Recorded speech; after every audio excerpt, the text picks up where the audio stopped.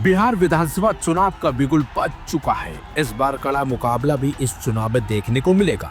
NDA और महागठबंधन में कांटे की टक्कर जो शुरू से ही मानी जा रही है, लेकिन इन दोनों की प्रशांत किशोर की पार्टी जनसुराज ने टेंशन बढ़ा रखी है, क्योंकि पीके दावा कर रहे हैं कि उनकी पार्टी को इस बार लोगों का खुलकर समर्थन मिलेगा और इस बार उनकी पार्टी बिहार में अच्छा प्रदर्शन भी करेगी। लेकिन इसी बीच प्रशांत किशोर से जुड़ी एक ऐसी खबर सामने आई जिसने सभी को चौंका दिया है। दरअसल शुरू से ही माना जा रहा था कि इस बार खुद प्रशांत किशोर चुनावी मैदान में उतरेंगे और बड़े बड़े दिग्गजों को मात भी देंगे, लेकिन अब खबर है कि पीके चुनावी मैदान में नहीं उतरेंगे, यानी कि पीके चुनाव नहीं लड़ेंगे। पीके का कहना है कि वो बिहार विधानसभा चुनाव नहीं लड़ेंगे, बल्कि वो जनता और अपने उम्मीदवारों के लिए काम करेंगे। ये सभी साथियों ने निर्णय लिया है कि चूंकि बहुत सारे कामों की जिम्मेवारी मुझ पर है, तो सबकी मदद करने के लिए। क्या मन था सर कि आप चुनाव नहीं, मैं तो चुनाव लड़ने गया ही था, देखा भी, लेकिन पार्टी के साथियों का निर्णय ही सर्वोपरि है। मेरा भी उसमें मत है, लेकिन सबने मिलकर निर्णय लिया है कि सभी प्रत्याशियों को जिताने के लिए जो मुझे काम करना है वो काम करने पर फोकस करना है, इसलिए मैं चुनाव नहीं लड़ रहा हूँ। मेरे साथी वहाँ चुनाव लड़ रहे हैं, कल उनकी घोषणा होगी। एनडीए में अभी बहुत ज़्यादा खींचतान है। सीट शेयरिंग हो जाने के बाद भी उपेंद्र कुशवाहा हो या फिर मांझी हो, नीतीश कुमार भी नाराज चल रहे थे। मेरे भाई, ये पहले से पता है, पहले से बिहार के लोगों को पता है, क्योंकि हर व्यक्ति लूट में अपने हिस्से की लड़ाई लड़ रहा है। जितना ज़्यादा मुझे सीट मिल जाए उतना ज़्यादा आगे सरकार में भागीदारी हो जाएगी, उतना ज़्यादा लूटने का अवसर मिलेगा।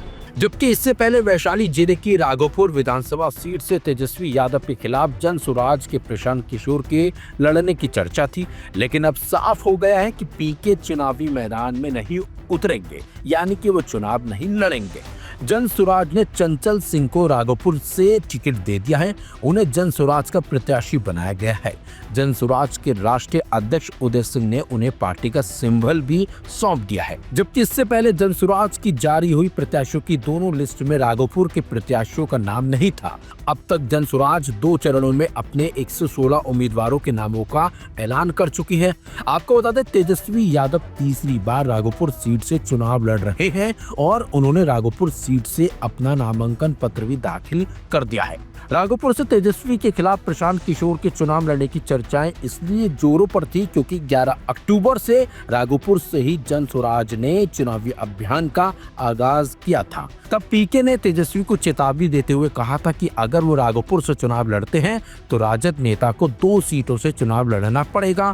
प्रशांत किशोर ने कहा था कि तेजस्वी यादव का भी हाल वैसा ही होगा जैसे राहुल गांधी का अमेठी में हुआ था। तेजस्वी यादव 2015 में पहली बार राघोपुर से विधायक बने थे। उस समय की महागठबंधन सरकार में वह बतौर उप मुख्यमंत्री सरकार में शामिल हुए थे। इसके बाद 2020 के चुनाव में भी उन्होंने राघोपुर से जीत दर्ज की थी। अब वह तीसरी बार वैशाली जिले के राघोपुर विधानसभा क्षेत्र से चुनावी मैदान में उतरे हैं। वहीं कुछ लोगों का मानना है कि प्रशांत किशोर तेजस्वी यादव के सामने अपनी हार से डर रहे हैं, इसलिए उन्होंने चुनावी मैदान में उतरने से इनकार कर दिया। बेशक लोगों का कहना यह है, जबकि प्रशांत किशोर इस बात को मानने से इनकार कर रहे हैं। उनका कहना है कि वो अपने उम्मीदवारों के लिए काम करेंगे, इसी वजह से वो चुनावी मैदान में इस बार नहीं उतरे गए।